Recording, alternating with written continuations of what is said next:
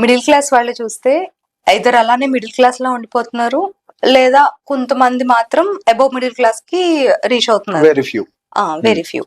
So ఈ డబ్బులు ఉన్న వాళ్ళు మాత్రం ఇంకా ఇంకా డబ్బులు సంపాదిస్తున్నారు. ఈ లైక్ ఈ హెచ్ఎన్ఐస్ అండ్ అల్ట్రా హెచ్ఎన్ఐస్ వాళ్ళు ఇంకా వాళ్ళ సక్సెస్ రేషియో ఎక్కువ ఉంటుంది.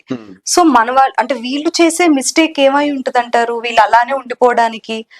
సో చాలా సార్లు నేను ఒక మాట చెప్తూ ఉంటాను, middle class, poor or rich, ఈ మూడు అనేది డబ్బుతో నిర్ణయించబడదు, మైండ్ సెట్ మీద ఎక్కువ ఆధారపడి ఉంటది. నేను చాలా మంది ఎవరైనా కొంచెం వచ్చి నాతో మాట్లాడుతున్నప్పుడు మా వాళ్ళతో, మా ఫ్రెండ్స్ తోటి అంటూ ఉంటాను, మిడిల్ క్లాస్ వాళ్ళలాగా మాట్లాడకరా అని. వాళ్ళు నవ్వుతూ అంటారే నువ్వు మిడిల్ క్లాస్ కాదని. Middle class is not by money, middle class is by mind set. So basic గా ఎవరి మైండ్ సెట్ ఎట్లుంది అన్న దాన్ని బట్టి వాళ్ళు హెచ్ఎన్ఐస్ గా డబ్బులు సంపాదించుకుంటూ రిచ్ అయిపోతూ వెళ్తూ ఉంటారా, లేకపోతే వాళ్ళు అక్కడే ఉండిపోతారని మైండ్ సెట్ డిసైడ్ చేస్తుంది.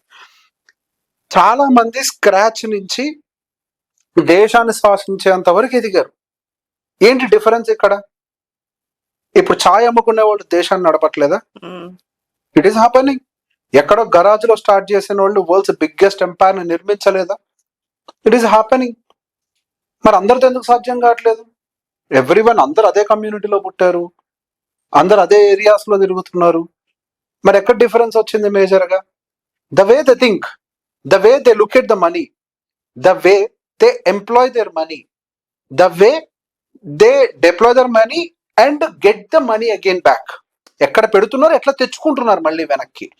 సో వెన్ యూ సీ, ఇప్పుడు మధ్యతరగతి వాళ్ళందరూ సహజంగా చేసేది ఏంటి? They give top priority to look like rich.